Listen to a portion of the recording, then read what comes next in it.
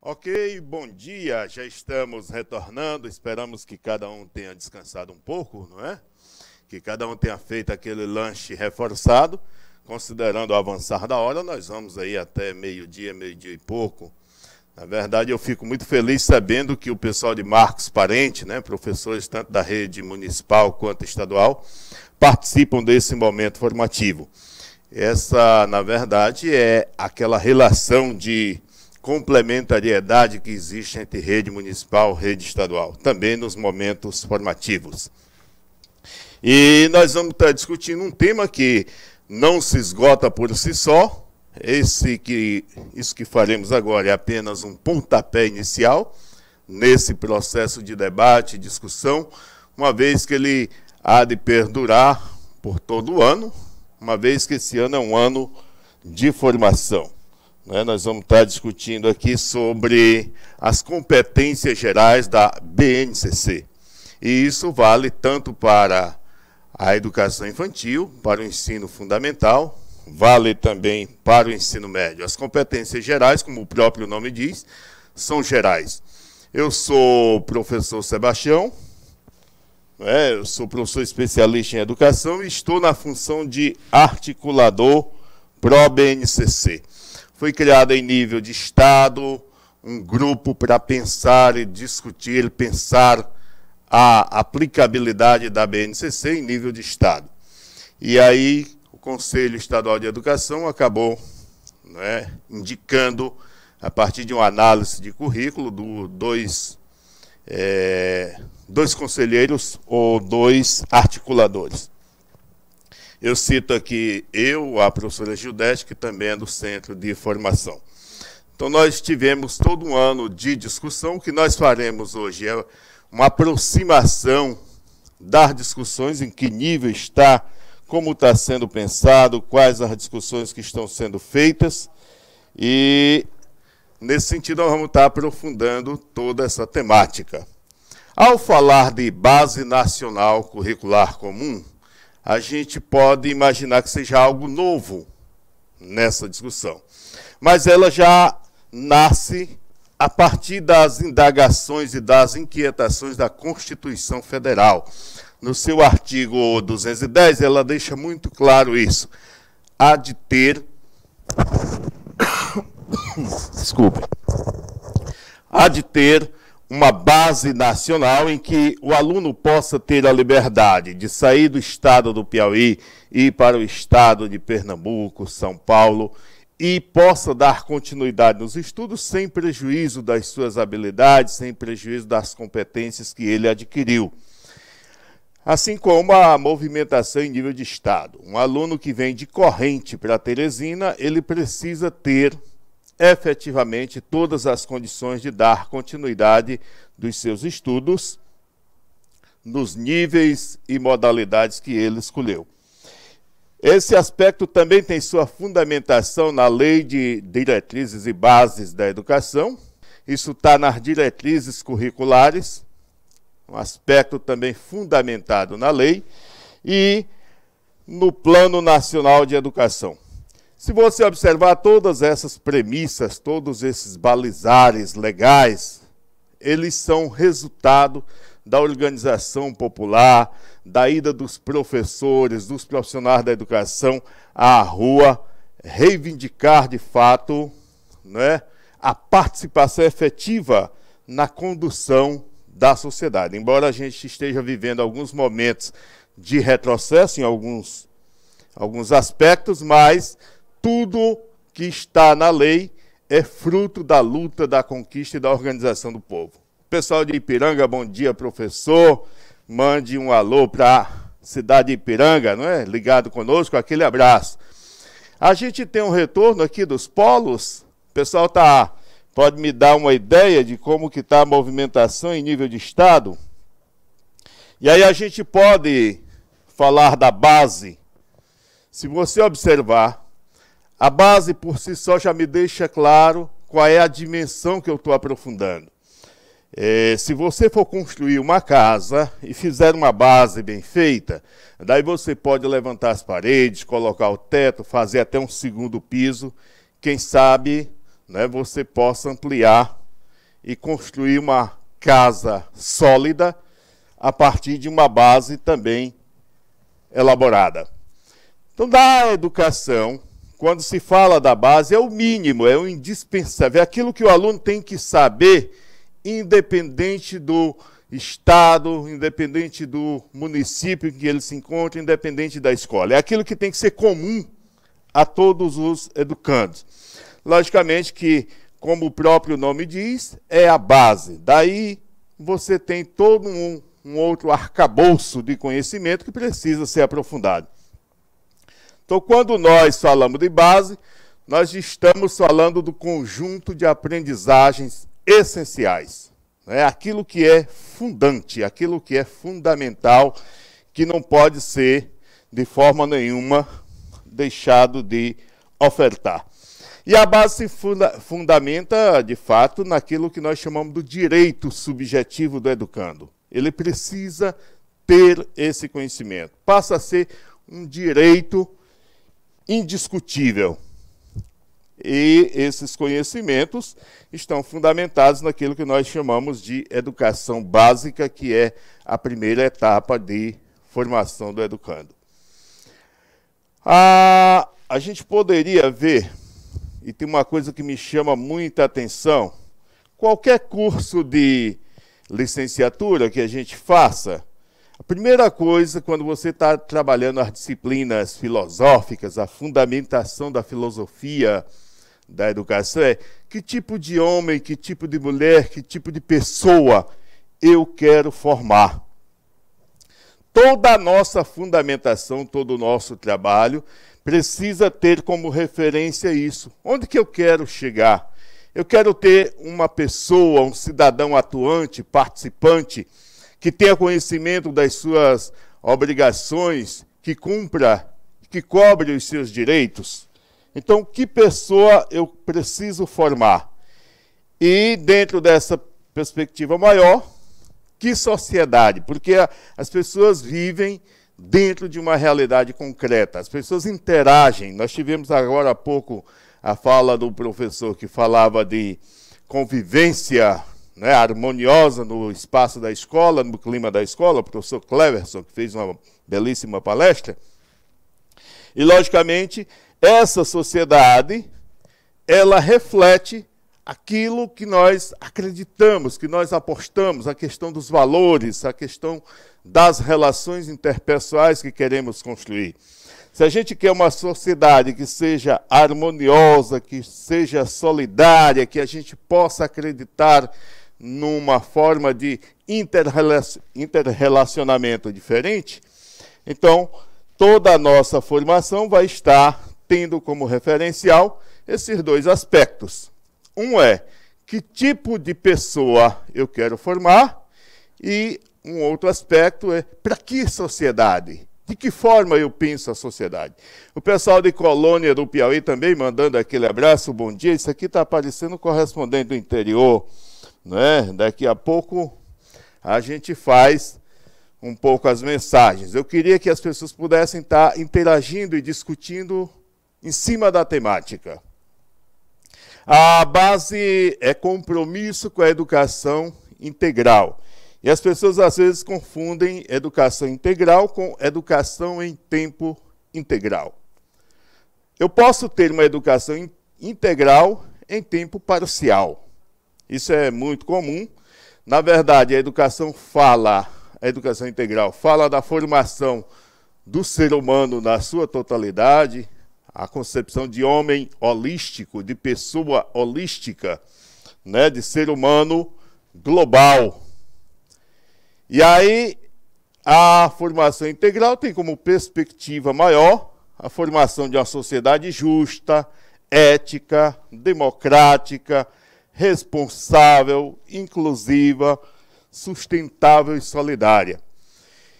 E aí eu não posso deixar de dar uma alfinetada numa fala do nosso, eu digo nosso porque foi o presidente eleito, foi o secretário de Educação eleito, não é, nomeado pelo presidente eleito. Mas quando ele diz que, por exemplo, a formação superior é para formar uma elite, eu acredito que 180 milhões de brasileiros jamais serão elites.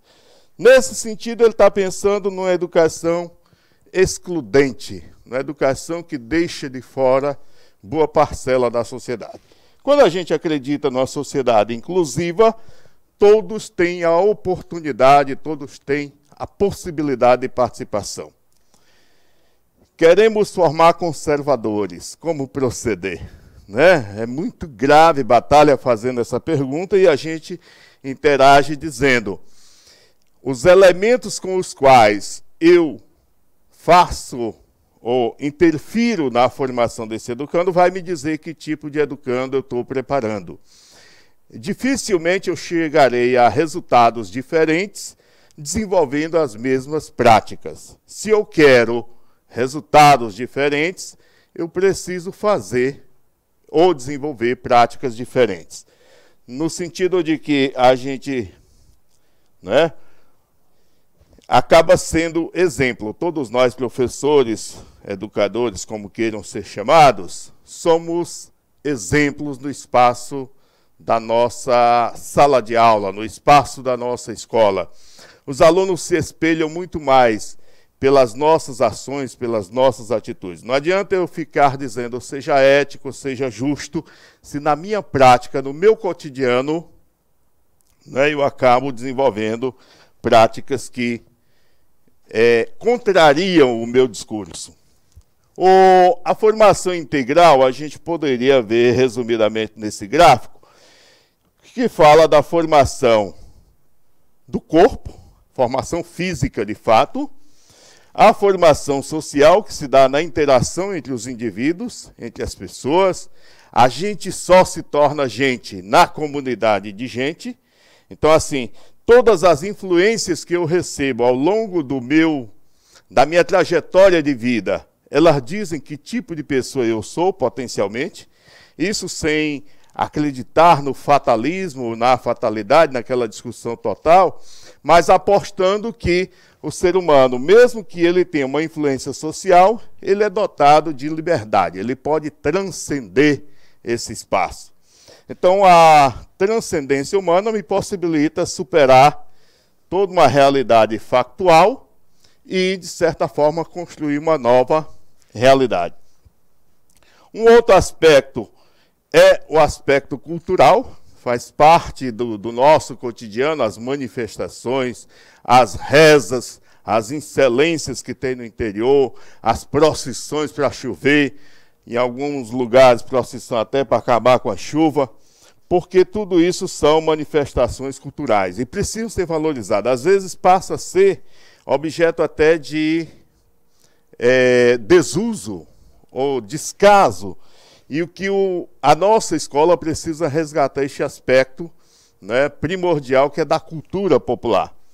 O aspecto emocional, como que eu me vejo, como que eu me relaciono, como que se dá essa relação interpessoal e esse vínculo social que eu exerço.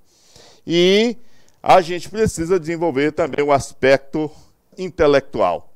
Né, alguém está falando aqui, o pessoal de Batalha diz que o ministro fala da elite intelectual. A fala dele se refere a isso. Mas todas as vezes que eu adquiro um conhecimento novo, que eu assimilo, que eu trago este conhecimento incorporado ao meu cotidiano, eu estou potencializando o meu aspecto intelectual. Pessoal de cabeceira mandando aquele alô, e a gente vai daqui continuando. Todas as discussões que a gente possa ter, seja na educação infantil, no ensino fundamental ou no ensino médio, está fundamentado naquilo que nós chamamos de competências, habilidades, conhecimentos, atitudes e valores. Tudo isso foi um pouco a síntese que o professor Cleverson fez anteriormente, que a gente vai poder estar dando maior profundidade. Mas o que muda, na verdade, é o nível de aprofundamento em cada modalidade de ensino. Todas essas competências do saber e do saber fazer estão contempladas num desses aspectos. Tudo que nós formos estudar, discutir, seja a história do Brasil, história geral, química, física, biologia, isso está dentro de um desses 4 referenciais. Ou ele é conhecimento, ou ele é habilidade, ou atitude, valor, ou qualquer um desses. Ou às vezes a mesma competência contempla 2 ou mais habilidades ou conhecimentos. Aqui, deixe-me ver aqui, quando se fala da questão da base, e aí tem um esquema muito interessante aí, um pouco em espiral. Aqui ao centro nós temos as competências gerais da BNCC, e essas competências, o fato de chamarmos de gerais, significa dizer que elas valem para todo mundo. Vamos já falar de competência e habilidade, né? Você está pedindo uma diferença entre competência e habilidade. Vamos pegar um exemplo concreto. Digamos que você precisa fazer um deslocamento da sua casa até um shopping. O shopping está na moda, né? Digamos que você vá para qualquer lugar. Pode ser até o shopping mesmo. Aquilo que você precisa desenvolver da tua casa até o shopping é um trajeto. Né? Um trajeto que precisa ser feito. E você, tendo conhecimento de como faz esse trajeto, você vai escolher qual é o transporte que faz para chegar. Você escolhe o horário mais adequado. Digamos que meio-dia está muito horário do rush, aí você deixa para ir 2 horas. Ou, de repente, você não sabe nem onde é o shopping. Aí você pega um GPS, pega o celular, pega o Google, digita lá e ele te diz, vai para a direita, vai para a esquerda, a 100 metros você dobra. O fato de a competência é chegar ao shopping. O fato de manusear com conhecimento o GPS é uma habilidade. Então, o conjunto de habilidades te permite exercer uma competência. A capacidade de dirigir para chegar até o shopping é uma habilidade, e a competência ela passa a ser geral, e a habilidade é o conjunto de ações que eu tenho para desenvolver determinada ação. Né? O conjunto de meios que eu utilizo. Não sei se ficou claro, daqui a pouco nós vamos ver um pouco mais detalhado. A BNCC foi construída na gestão anterior. O pensamento atual parece que alguns aspectos, né, vão ser afastados. Isso não torna as coisas conflitantes, é muito preocupante. Quem vai garantir a execução, a atuação da base nacional é o nível de organização da sociedade.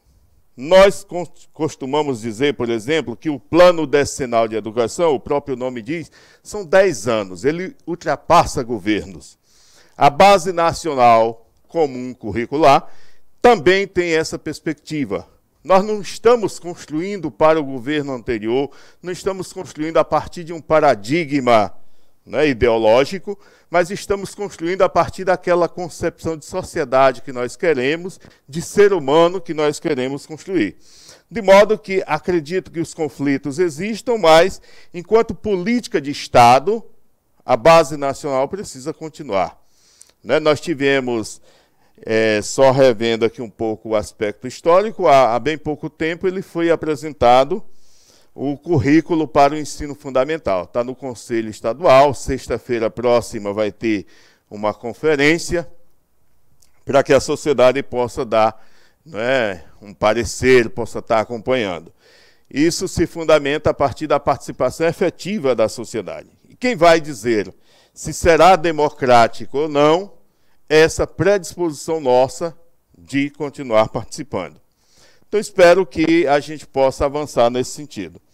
Eu não queria entrar neste mérito efetivamente político, uma vez que a discussão é muito mais complexa. A BNCC, não é? Ela traz para nós 10 competências, né, gerais. Eu estava falando há pouco que a competência geral tanto vale para a educação infantil, para o ensino fundamental e médio, e essa competência geral que vai mudando ao longo da caminhada acadêmica do educando é o nível de complexidade. Mas lá na educação infantil você já pode trabalhar, por exemplo, a questão do conhecimento, de forma muito elementar ainda, muito rudimentar. Você pode estar trabalhando o pensamento crítico, científico e criativo. Você pode trabalhar o repertório cultural a partir das pequenas histórias, né? História, conto de fada e tantos outros que permitem uma interpretação, permitem uma avaliação. Um outro aspecto, uma outra competência é a competência da comunicação. Nós vamos ver daqui a pouco detalhadamente cada uma delas. A competência 5 seria a cultura digital. Nós não podemos, e aí há pouco a gente viu alguns questionamentos, proibir ou não proibir o uso do celular em sala de aula. Seria uma loucura. É como se a gente estivesse num tempo não coerente. É como se nós estivéssemos vivendo uma época distante da qual o educando vive. Porque o grande desafio é inserir a mídia cultural, inserir o celular, o tablet, né, no processo educativo. Nunca negá-lo.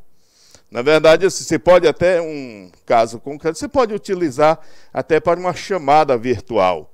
Você pode criar um grupo de WhatsApp da própria sala e começar a interagir com teus alunos, tirando dúvidas, propondo questões e tantas outras coisas. De modo que basta ser criativo que nós vamos encontrar formas de inserir a cultura digital no espaço da sala de aula. Uma outra perspectiva apresentada na BNCC, enquanto competência, é a questão do trabalho. Nós não podemos perder de vista a perspectiva de que o nosso educando vai ser um ser atuante na sociedade, vai desenvolver um trabalho, vai ter um projeto de vida e que isso vai contribuir efetivamente para que ele tenha espaço na sociedade. Muito parecido com a questão da comunicação, precisamos desenvolver no educando a capacidade de arguir. O argumento, ele nos leva a novos questionamentos, a novas perguntas, que, se respondidas, trazem também novos questionamentos. A arguição fundamentada. Depois nós temos em seguida a questão do autocuidado, o autoconhecimento. Se o aluno sabe, se o educando percebe as suas limitações, ele vai também se precaver de algumas situações que poderia até chamarmos de vexatória.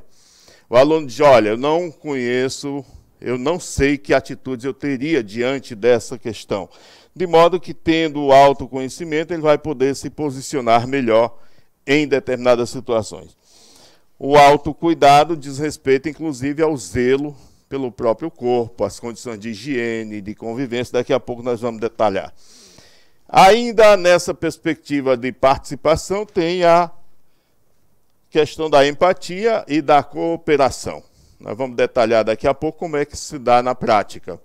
E, por fim, a competência 10, responsabilidade e cidadania. Elas estão ordenadas aí, não somente por uma questão didática, não que uma seja mais importante do que a outra, ou que uma venha primeiro ou que venha depois, mas só por uma questão didática, elas são agrupadas, elas podem acontecer 2, 3 ao mesmo tempo, né, dependendo da forma, da habilidade, do conhecimento que eu esteja trabalhando.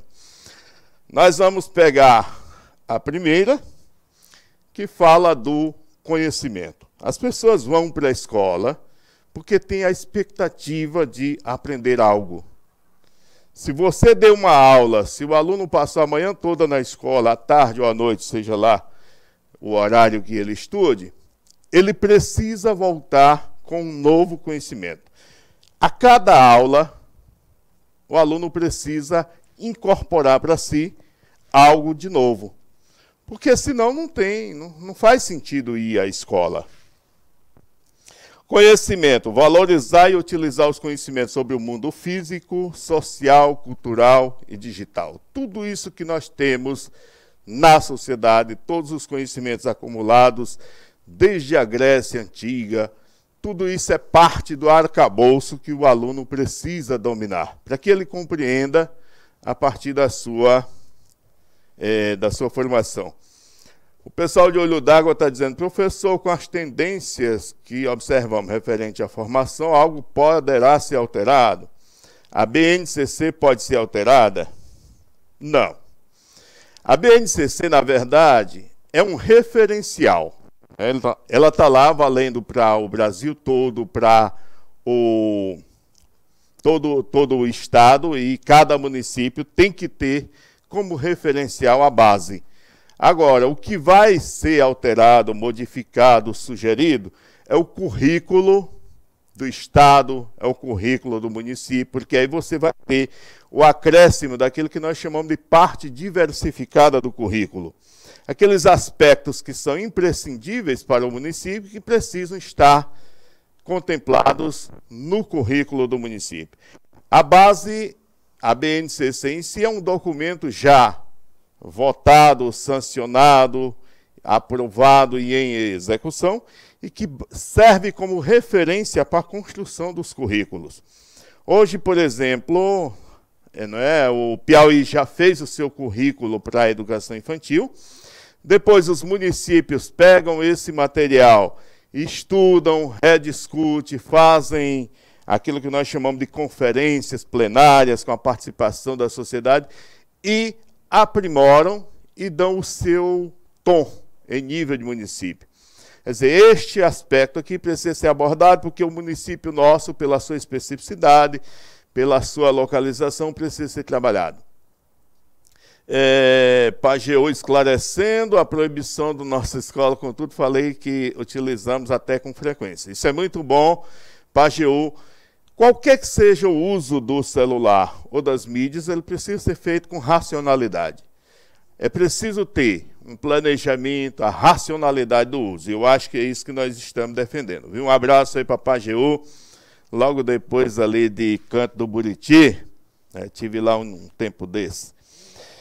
O conhecimento ele se dá para que o aluno, para que o educando entenda, compreenda a realidade e continue aprendendo e, acima de tudo, colabore com a sociedade. Quanto mais conhecimentos eu adquiro, melhor a minha possibilidade de intervenção nessa sociedade. Se você observar, aqui ao lado, nós temos a competência, nós temos as dimensões dessa competência e subdimensões. Didaticamente, isso está lá na BNCC, bem organizado, bem pensado. Na competência do conhecimento, eu tenho toda essa necessidade de valorizar e utilizar os conhecimentos, para utilizar, para compreender, para investir e até retornar com conhecimento renovado para a sociedade. Nessa dimensão, a dimensão se dá em aprendizagem e conhecimento. Gradativamente o aluno precisa ir construindo estratégias até de como aprender.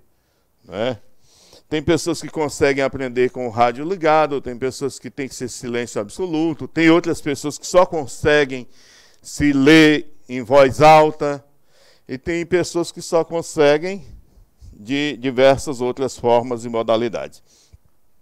Dentro dessa dimensão de aprendizagem e conhecimento, nós temos as subdimensões, que é a busca da informação, a aplicação do conhecimento, a aprendizagem ao longo da vida, a metacognição e a contextualização sociocultural do conhecimento. O que seria isso, professor? Vamos tentar trabalhar cada uma dessas subdimensões a partir dessa nossa compreensão. Ainda na área do conhecimento, A subdimensão busca de informação, né? Buscar a análise, a curadoria de quem é esta fonte, né? Saber de fato a origem. Essas informações que eu estou trabalhando, elas são de fato verídicas? Até que ponto isso pode... E aí está muito em uso a história do fake news, né? Verificar de fato se essas informações têm fundamentação, se são verídicas, se... Todo esse arcabouço precisa ser considerado quando você estiver fazendo a busca das informações. Se a gente faz um trabalho científico, nós precisamos ter compreensão a partir da ABNT, Associação Brasileira de Normas Técnicas, como é que se faz uma citação, quais são os direitos de propriedade, seja ele intelectual, qual é a privacidade que o produtor tem. Há pouco tempo o pessoal estava colocando, bote uma música no intervalo. E o rapaz da técnica aqui me dizia, olha, não pode colocar música porque nós estamos transmitindo pelo YouTube e tem os direitos autorais do proprietário da música, né?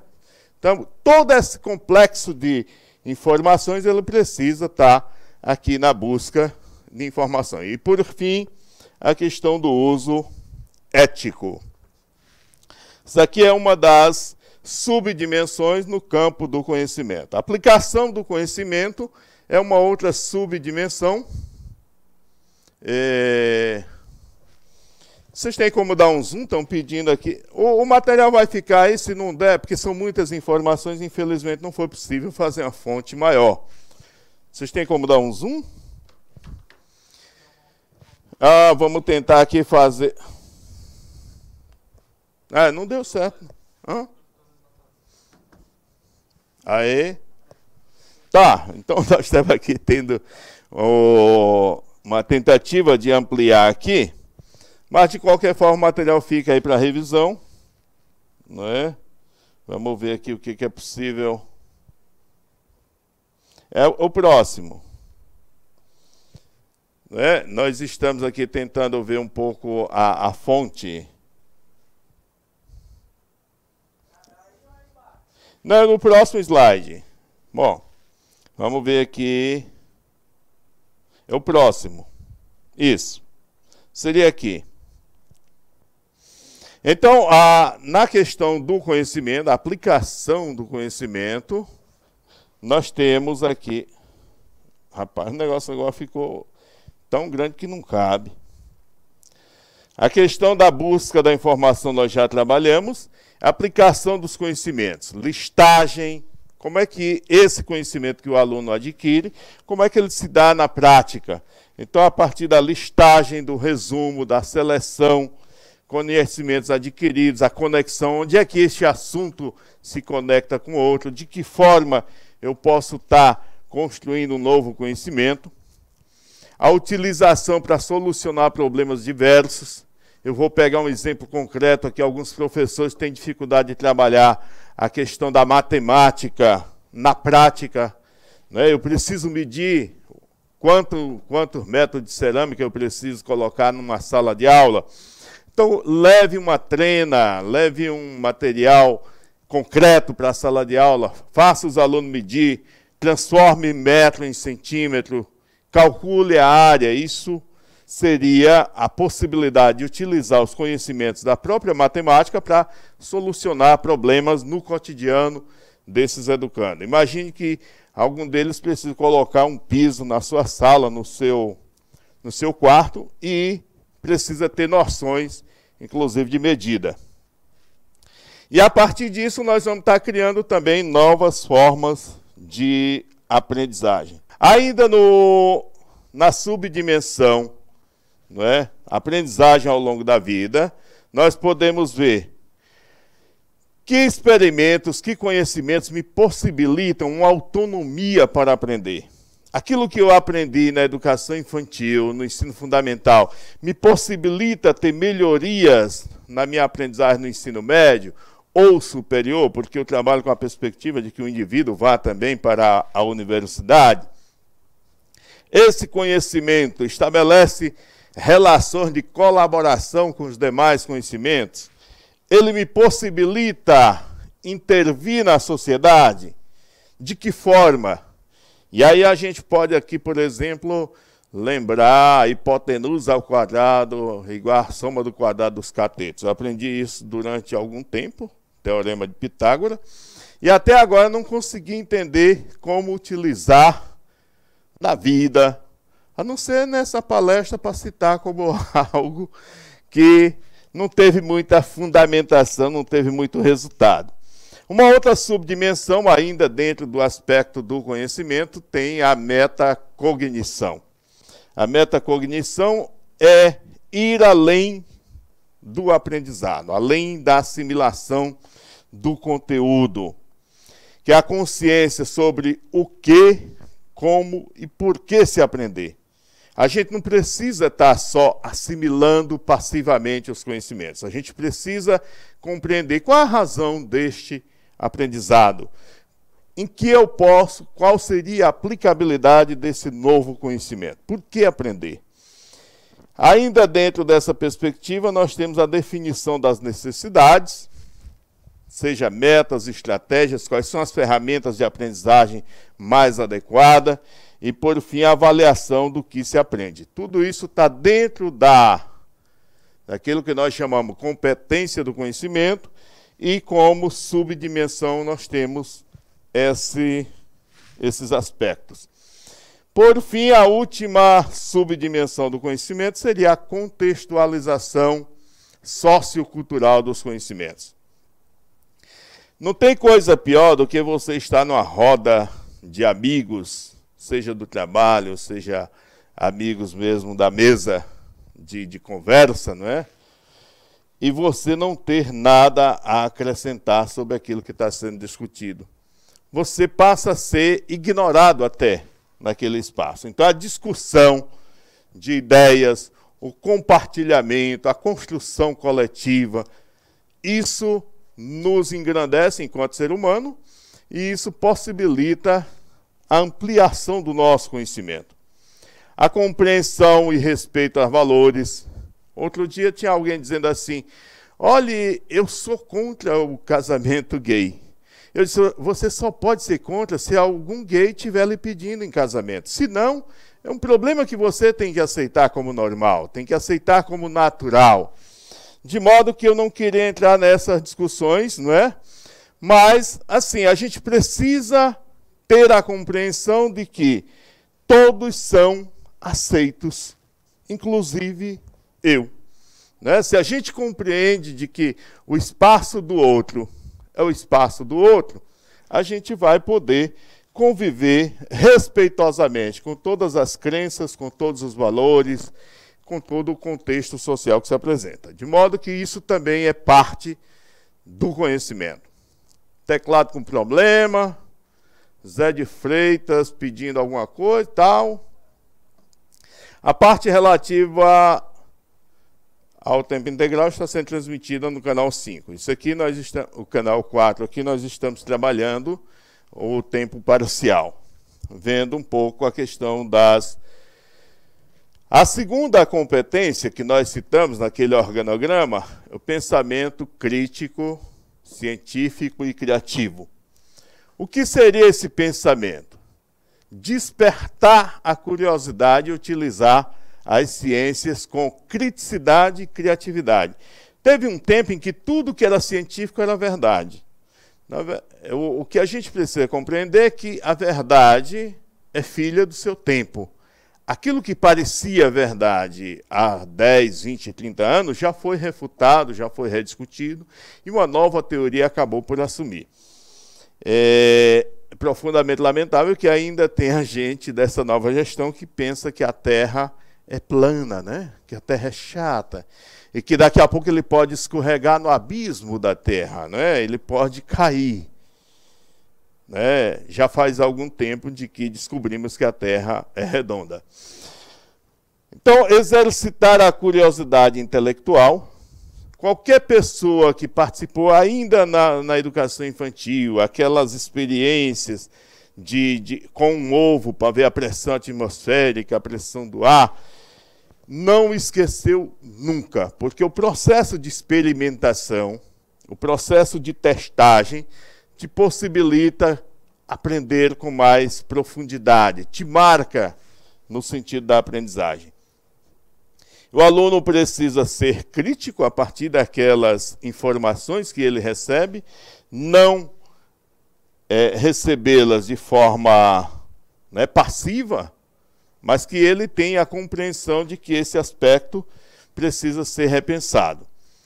Para que esse pensamento científico, crítico e criativo? Para investigar todas as causas, elaborar, testar hipóteses, aquelas experiências que se faz em laboratório, ou seja, no campo, em qualquer lugar, tudo isso lhe permite investigar e testar hipóteses.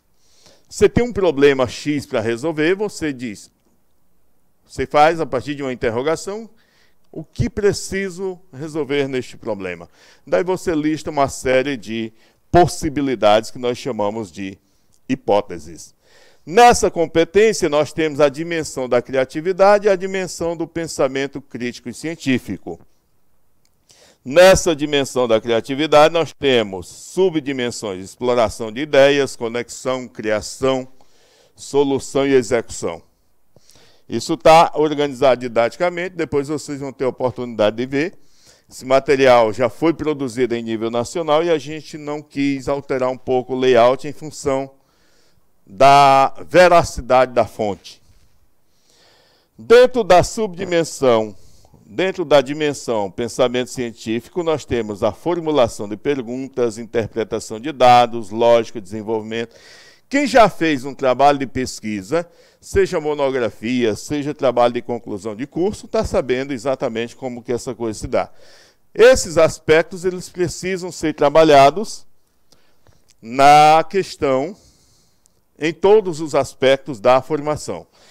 No ensino médio, inclusive, você já começa a inserir essas subdimensões para que você possa chegar ao ensino superior já com a fundamentação de como que se dá o trabalho científico.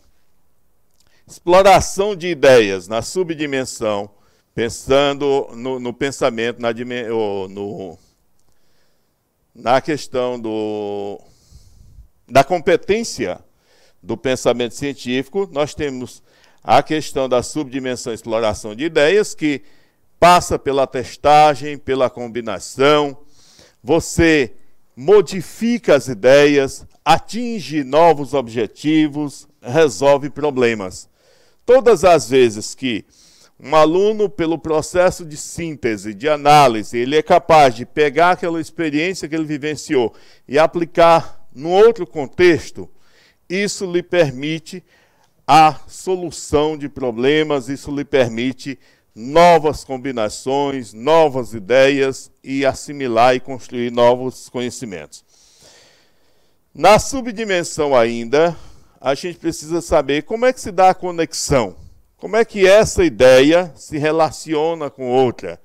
Como é que a relação de causa e efeito se dá em função de condições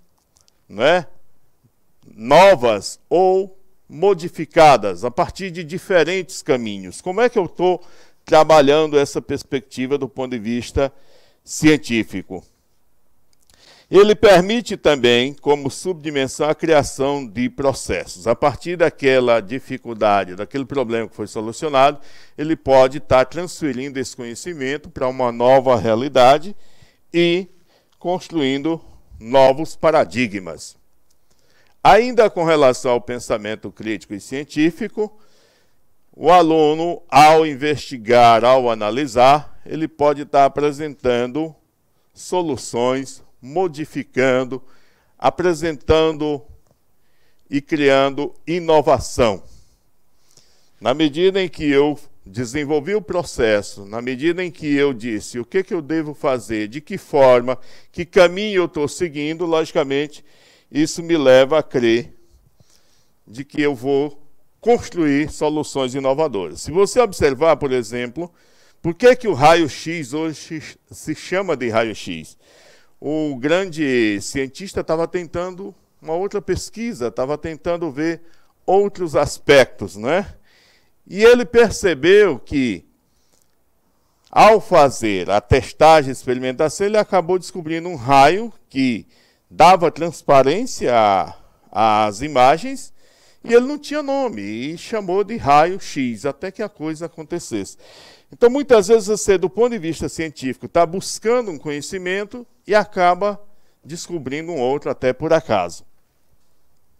Nós estamos aqui nos aproximando, já tem o pessoal da técnica me avisando aí, tem X minutos, e eu tenho ainda 2, 3, só tenho 8 para apresentar ainda, né? Toda a segunda aqui.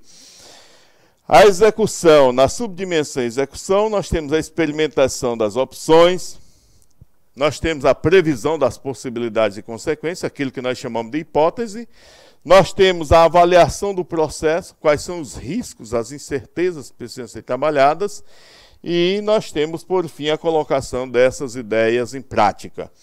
Quem sabe desenvolver o método científico, sabe que todas as etapas do processo da descoberta passa pela experimentação, testagem, comprovação e aplicabilidade dos conhecimentos. Nós vamos ver aqui. Não está me obedecendo? Tá. Nós vamos então por amostragem aqui no terceiro. Na terceira dimensão, que fala do repertório cultural, valorizar as diversas manifestações culturais, seja cavalo piancó, boi-bumbá e tantas outras manifestações que tem na comunidade.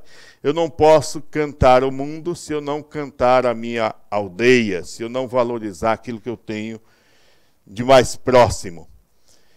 Isso se dá para fruir e participar das práticas diversificadas da produção artística ou cultural, da produção cultural local. Nós precisamos valorizar aquilo que nos rodeia para poder conquistar o mundo. Dentro dessa competência, nós temos a dimensão repertório cultural, identidade e diversidade, e aí nós temos as subdimensões, que é a questão da fruição e expressão, isso no repertório cultural, e temos 4 subdimensões aqui dentro da identidade e diversidade cultural. Investigação, identidade, consciência multicultural, respeito à diversidade, todos os conhecimentos que você possa imaginar no espaço da sala de aula, no espaço da escola ou na sociedade, está dentro dessas 10 dimensões. Ainda percebo que muitos de nós, professores, não temos a real compreensão de quanto essas discussões e a compreensão de tudo que nos envolve, essas futuras alterações são necessárias. Dessa forma, pouca coisa mudará na prática. É o Carlos Lopes ali, de Bertolínia.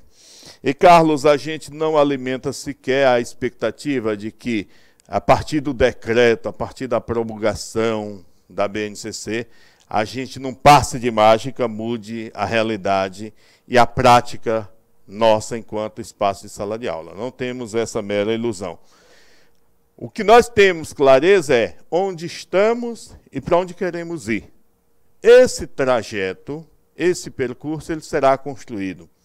Logicamente que ainda hoje a gente tem dito claramente a necessidade de pensar, de preparar um plano de aula, mas que temos professores que põem uma apostila debaixo do braço, põem lá para tirar a cópia, abrem uma discussão e está dada a sua aula. O que nós precisamos é repensar a nossa prática e, a partir desses referenciais, desses paradigmas que a BNCC, que o próprio currículo estadual nos apresenta, a gente possa ter a possibilidade de construção diferenciada. Ainda que no repertório cultural, a subdimensão de fruição, fruir é aceitar, é absorver, de certa forma incorporar, trazer para si, compreender e valorizar a sua própria identidade. O indivíduo precisa estabelecer o sentimento de pertencimento. Não tem coisa melhor de dizer, eu sou cidadão piauiense, eu sou cidadão teresinense, eu sou lá de Paulistana, de Bertolínia, de modo que a gente precisa sentir esse orgulho de pertencimento a determinada comunidade, a determinado município. Ainda no repertório cultural, a gente precisa ver a expressão dos sentimentos, quais são as histórias. Às vezes é interessante reconstruir a história do município. Começou, às vezes, com a fazenda de gado. Tem um cidadão lá que tem 80 anos, 90, e que pode detalhar, né, como que se deu, as origens daquela comunidade. Tudo isso é parte da expressão desses sentimentos, do sentimento de pertencimento, né? Apresentação de documentos, compartilhamento, análise de obras e tantas outras questões. Ainda dentro do repertório cultural, nós temos investigação e identidade cultural, que é o processo de busca. Qual é o significado dessas manifestações culturais? O que isso diz para mim, para a minha cultura? Nós temos aqui no Piauí uma comunidade que ainda hoje, né, preserva as origens quilombolas, né, aqui bem perto de Amarante. O pessoal ainda hoje tem preservado a sua identidade cultural. Daí nós precisamos, no nosso município, estar valorizando, estar buscando essas identidades, ou essa identidade. Nós precisamos ter também uma consciência multicultural. Eu preciso cantar a minha aldeia, mas não posso, né, perder de vista o mundo. É aquela relação entre o local e o mundial, o local e o universal. A gente precisa ter curiosidade, abertura, né, para novas culturas, para novas visões de mundo. Na verdade, quando eu vejo alguém dizer, por exemplo, que é contra o socialismo, que é contra o capitalismo, que é contra isso, contra aquilo, eu não preciso ser contra nada, eu preciso conhecer tudo, não é? Quanto mais oportunidade de conhecimento, de informação eu der para o meu estudante, para o meu educando, maior possibilidade de escolha, não é? Maior possibilidade de se colocar no mundo. Respeito à diversidade cultural, competência, compreensão da importância, manifestações, né, intercâmbio cultural, tudo isso é parte. Eu não posso dizer que a cultura sulista é melhor que a cultura nordestina. Cada um tem suas expressões, cada um tem sua importância dentro do espaço de atuação. A questão da mediação cultural, o reconhecimento para se trabalhar em sociedade e que isso se dê de forma mediada. Pouca coisa mudará na prática. O Carlos Lopes, não sei, Carlos, eu queria perguntar para você. Você está com a expectativa de mudar algo na sua prática? Se isso de fato ocorrer, tomara que a gente avance. A dimensão 4 fala da comunicação, como utilizar diferentes linguagens. O ano passado nós tivemos, até no Enem, na abordagem de uma língua diferenciada, alguém questionando por que aquilo foi para o Enem, por que aquilo foi objeto de estudo, de questões apresentadas. Nós precisamos, acima de tudo, valorizar diversas manifestações. Existe uma diferença muito grande entre língua e fala. A língua ela é científica, é técnica, enquanto que a fala ela se dá no espaço social do indivíduo. Então, mesmo no Brasil, todos nós, tendo como língua oficial a língua portuguesa, todos nós temos uma diferenciação, temos uma diferença no sotaque, na abordagem de temas. Tem até o piauiês, que é um material que está aí para a gente poder estar aprofundando. Por que eu preciso utilizar diferentes linguagens? Para que eu possa partilhar informações, experiências, produzir e que isso leve a entendimento mútuo. Não existe nenhuma possibilidade de eu trabalhar as diversas linguagens se isso não me permitir comunicar, né? Não me permitir ser ouvido, ser entendido, compreender também o que o meu interlocutor está dizendo. Nós temos, dentro dessa perspectiva, a dimensão da comunicação, que se dá num processo de escuta, de expressão, discussão e multiletramento. Vamos ver o que é isso do ponto de vista mais prático. A gente, às vezes, chama de teimoso, né? Geralmente as pessoas são chamadas de teimosas aquelas que não aceitam a nossa opinião, né? Teimoso é sempre o outro. Até que ponto eu aprendi a escutar? Às vezes você até ouve, mas escutar, ele te remete a uma outra dimensão, que é a dimensão do respeito, da abertura, do ouvir com atenção, não é? Com ponderação. Tudo isso se dá dentro de um processo de escuta. E dentro de um processo de escuta, você consegue, de certa forma, estabelecer aquilo que nós chamamos de diálogo. Nessa subdimensão da expressão, se eu escuto, se eu me comunico, eu tenho clareza de passar aquilo que eu sinto, quais são minhas emoções, meus sentimentos. Como professor que trabalha em área, está ali, Bertolini, Sociologia, Filosofia e Arte, tudo que tem sido discutido aqui é conteúdo direto da minha disciplina. Fico muito feliz, professor. Né? Nós aí do campo da área de Humanas, Filosofia e Sociologia, temos um pouco essa clareza, que estão querendo negar, né, enquanto direito. Nós precisamos, na etapa de expressão, na subdimensão expressão, o compartilhamento de informações, são diferentes interlocutores. A gente precisa dominar os aspectos do discurso, a retórica que está sendo utilizada, até que ponto isso garante a compreensão do nosso receptor. Vamos avançando aqui, já estamos nos aproximando aqui do final. Ainda no campo da subdimensão discussão, a gente precisa garantir a expressão das ideias originais com clareza. Aquilo que foi uma citação, que foi conhecimento aprofundado por fulano, eu preciso ter clareza e citar, valorizar o autor. Eu preciso utilizar perguntas e respostas, resumo, quais são os argumentos que esse aluno está usando, que evidências ele utilizou para preservar o foco do debate. Tudo isso precisa ser trabalhado no espaço da sala de aula. Na concepção, na subdimensão multiletramento, nós precisamos ver a comunicação por meio de plataformas, a discussão do celular, a discussão do chat, a discussão, não é, da plataforma que eu preciso inserir informações, daí a pouco eu preciso fazer uma análise, não é? Alguém está me dizendo aqui, não é? Pessoal de Corrente, aquele abraço, 900 quilômetros de Teresina, está chegando bem o nosso sinal aí? Lembrando que a subdimensão ou a competência apresentada no quadro azul nos dá a compreensão da subdimensão, não é? Então o tempo está avançando e nós não veremos todos. Vamos ver então aqui como que a gente consegue sintetizar um pouco mais. Teve um rapaz aí que estava, até pelo argumento da beleza, ele passou mais tempo do que eu, não sei por que isso. Né? Abraço, Eva Carlos.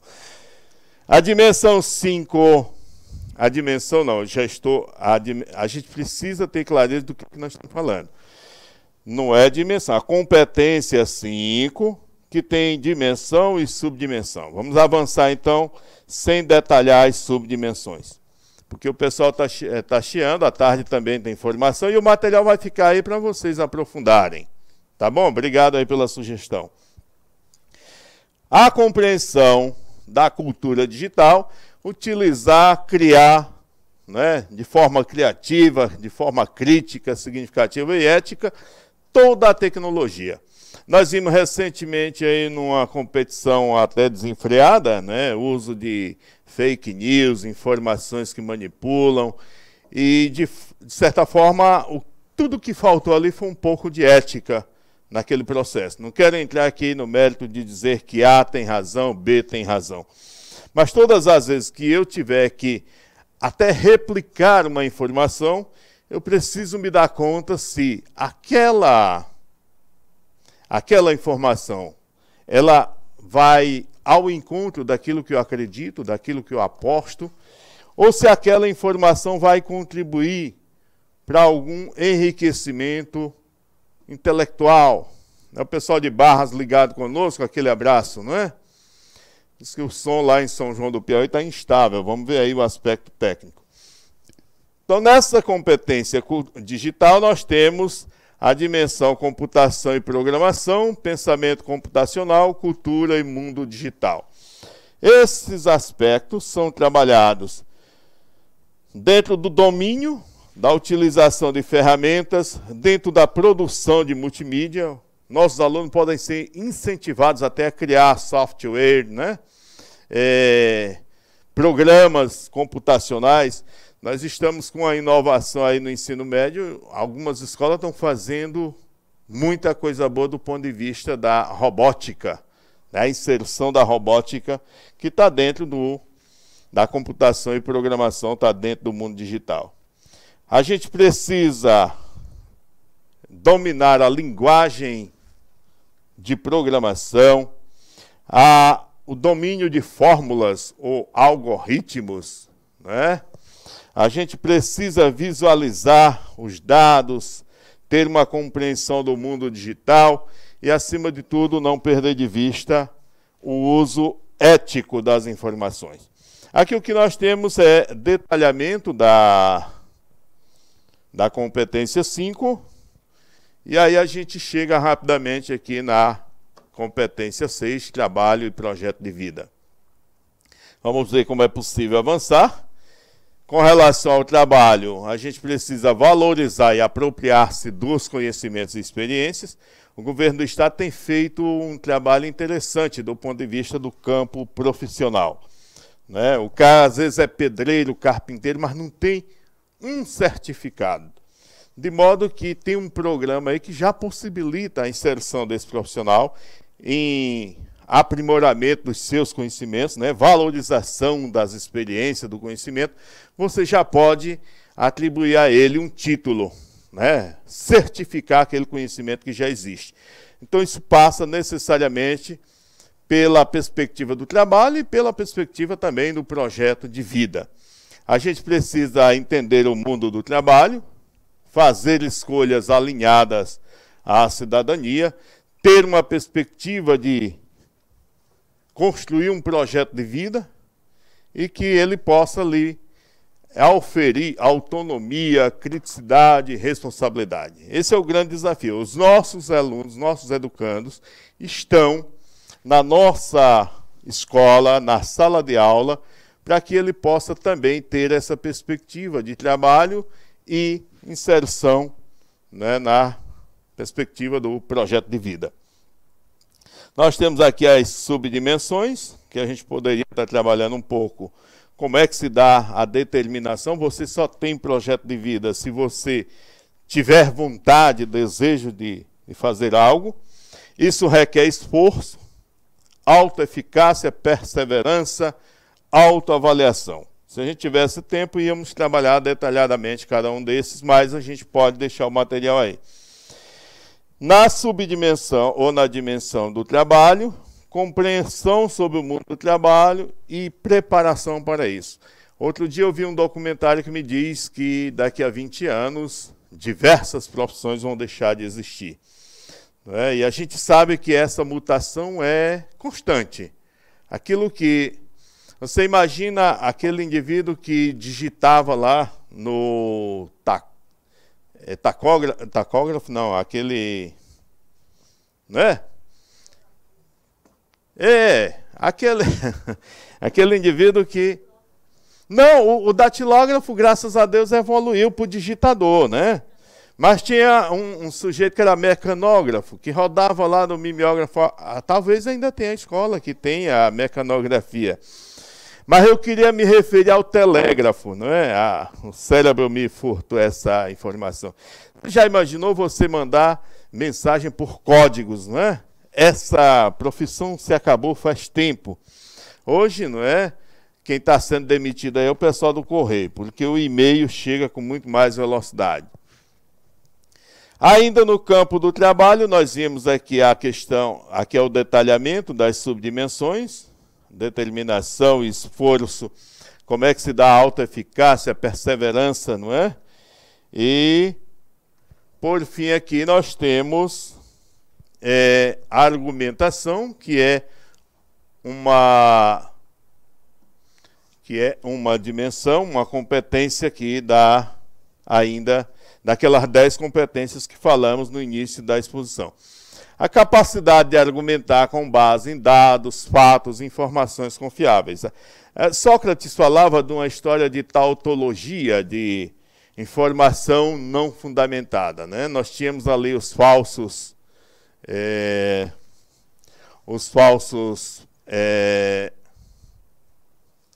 filósofos, que às vezes arguíam de forma equivocada, e Sócrates, a partir da pergunta, da interpelação, ia desconstruindo os conhecimentos dele.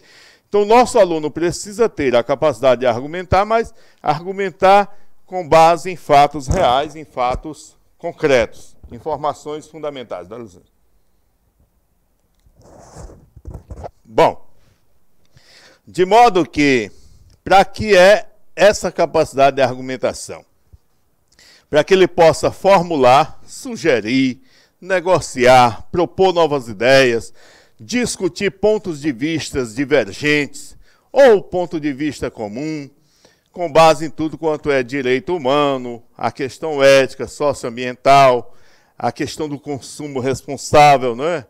Às vezes a gente precisa pensar como é que está se dando isso na nossa vida, até que ponto o meu consumo tem sido responsável, tem sido ético, como é que tem feito isso? Daí, com base nas informações, nos fatos reais, nas informações confiáveis, eu tenho a possibilidade e a capacidade de arguir, né, de argumentar. Aqui nós trabalhamos 2 dimensões, a dimensão da argumentação e da consciência global. E em cima dessas dimensões nós temos as subdimensões, que é a afirmação argumentativa, a capacidade de pegar elementos, dados, fatos, informações, para que eu possa fundamentar aquilo que eu estou dizendo. A perspectiva da inferência, as informações que eu tenho me levam a pensar o quê? A definir o quê? Em função disso, isso me leva a ter um ponto de vista que não necessariamente é a verdade, mas a inferência em cima daquele ponto. Outro aspecto são os confrontos entre o ponto de vista diferenciado, a perspectiva, qual é a visão de mundo que eu tenho. Este mundo que eu penso, cabe todo mundo, cabe o negro, cabe o índio, cabe, não é, as pessoas que têm opções diferenciadas das que eu faço, de modo que, tendo essa consciência global, eu vou ter muito mais capacidade de argumentação. Aí nós vamos aqui para 8, que é autoconhecimento e autocuidado. Estamos faltando aqui só 2 dimensões para a gente concluir. Eu vou deixar, inclusive, a informação, se alguém quiser aprofundar um pouco mais, eu vou deixar o site onde se busca, onde se aprofunda. Na perspectiva do autoconhecimento, o vermelho no vermelho ficou quase invisível, né? Conhecer-se, compreender na diversidade humana e apreciar-se. Eu acho assim a tônica dessa discussão. A pessoa que eu tenho que mais gostar neste mundo sou eu, né? Eu venho para cá de manhã, eu vou para o trabalho, eu vou para casa e eu estou comigo o tempo todo. De modo que eu não posso deixar de apreciar-me, de gostar. Eu só posso gostar do outro se eu, em primeiro momento, tiver como referencial o amor próprio. Para que esse autoconhecimento? Para cuidar da sua saúde física, da saúde emocional, reconhecendo suas limitações, conhecendo os outros, né? Para lidar com a autocrítica e com a capacidade de enfrentamento de situações que até me contrariam, que são adversas. Semana passada a gente foi surpreendido com 2 policiais que acabaram por se agredir no trânsito. É uma situação banal. Alguém invade a preferencial, alguém dá uma trincada no outro, aquilo que poderia ser resolvido com diálogo, né, às vezes, por falta do autoconhecimento, por falta do autocuidado ou da autocrítica, alguém se lança ao desafio. E aí eu fico me perguntando, né, que reflexões se faz a partir desse fato concreto, né, a partir de um conflito de trânsito. Se dois policiais que têm toda uma formação, que precisa ter o autocontrole, né, estão aí com uma arma na mão e acabam por... Ali era para ver quem matava quem primeiro, era um pouco mais ou menos isso. Dentro dessa perspectiva do autoconhecimento e autocuidado, nessa dimensão, nós temos a subdimensão da autoconsciência, do amor próprio. Eu acredito de fato de que eu sou capaz, até que ponto as minhas potencialidades, a minha habilidade me permite desenvolver esta ação. Qual é o equilíbrio emocional que eu tenho?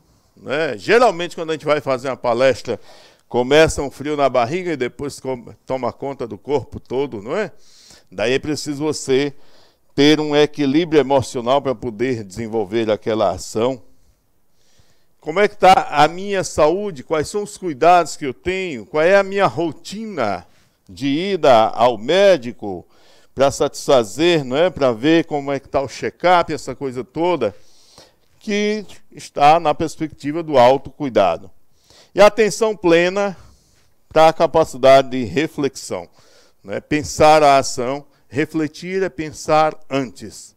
É, de certa forma, avançando aqui, nós temos a dimensão, a competência 9, empatia e cooperação. Tudo isso são conhecimentos, são habilidades, são competências que precisam ser desenvolvidas no espaço da sala de aula. Exercitar a empatia, o diálogo, a resolução de conflitos e a cooperação. Isso tem sido um karma na vida das pessoas. Eu dizia há pouco, geralmente o culpado, geralmente o teimoso é o outro. Se a gente fizer uma reflexão, até que ponto eu tenho contribuído para que esse conflito exista? Quais são as atitudes que eu tenho desenvolvido? O professor falava há pouco do clima, né, de empatia na escola, do clima gostoso, do clima agradável.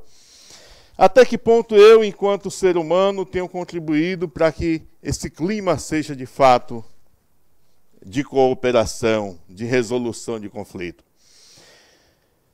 E aí, tudo isso para fazer respeitar-se, promover o respeito mútuo, né, o respeito aos direitos fundamentais dos seres humanos, a valorização, sem nenhum tipo de preconceito. Eu tinha dito, continuo repetindo, todos nós temos o nosso espaço e precisamos ser respeitados como pessoa, como ser humano e como profissionais. Dentro dessa dimensão, dessa competência, nós temos a dimensão da empatia e do diálogo, que são trabalhados a partir desse novo bloco. Você vai ter a valorização, a alteridade, que é o reconhecimento do outro. Você vai ter o diálogo e convivência e, por fim, a dimensão, ou por fim, a competência 10, que é responsabilidade e cidadania. Se a gente conseguir trabalhar essas 10 competências no espaço da sala de aula e conviver, demonstrar, agir, né, com autonomia, com responsabilidade. O professor falava há pouco de resiliência, uma palavra que está em voga, né? Está em alta, mas resiliência é conseguir fazer apesar das adversidades. Que hora começa a tarde, por favor? 14 horas, viu? Daqui a pouco, estamos concluindo, daqui a pouco 12h05 aproximadamente. Vamos ter algum aviso, professora Regiane? Então, daqui a pouco a gente conclui. Isso aqui é o último bloco. Falar de responsabilidade e cidadania, né? Agir coletivamente, ter flexibilidade, é colocar-se no lugar do outro, é aceitar a informação, respeito pelaquilo que o outro diz. Para que isso? Para que a gente possa tomar decisões com base nos princípios que a gente já falou anteriormente. A ética, ela perpassa todas as dimensões, ela perpassa todas as competências e subdimensões. Por que a gente fala tanto de ética no nosso país? Porque, de fato, se faz necessário, imprescindível. A gente precisa resgatar aquilo que nós chamamos de valores da convivência social, sob pena da gente estar, de certa forma, construindo uma sociedade que não é aquela que nós acreditamos. A nossa discussão não se dá dentro do campo da ética, nesse momento, porque nós estamos só pincelando rapidamente. Mas não tem como a gente pensar se não tiver esse referencial. Se alguém quiser aprofundar, aqui tem o link, né, bit.ly/competências gerais. Você clica aqui e vai ver todo este material que ele está sendo produzido em nível nacional. Isso aqui já é um material consolidado com relação às competências. O que os estados e municípios estão fazendo nesse processo adaptando o seu currículo a essa nova realidade, que é o referencial da BNCC, e mais tarde as escolas também terão um momento de adaptar o seu projeto político-pedagógico. Obrigado aí pela paciência que nos permitiu estar aqui, obrigado pela oportunidade, e logicamente que o material está aqui, né? Vai estar aí no chat, vai estar no site do Canal Educação, e quem quiser aprofundar um pouco mais, a gente se coloca à disposição. Queria agradecer mais uma vez, desejar aí um bom almoço para todos nós, e às 14 horas retornamos ainda com mais esse momento de formação. Muito obrigado e até a próxima.